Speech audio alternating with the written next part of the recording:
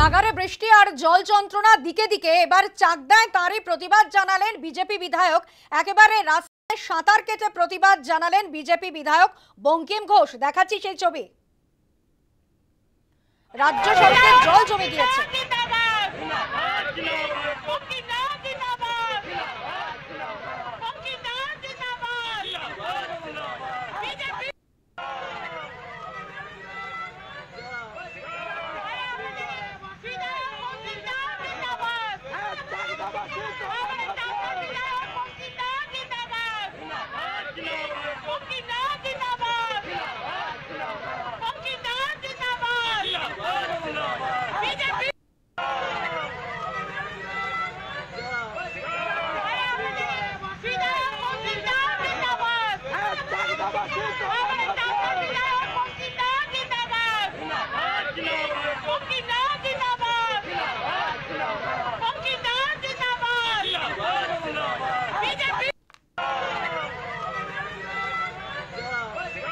একেবারে অভিনব প্রতিবাদ বিজেপি বিধায়ক বঙ্কিম ঘোষের।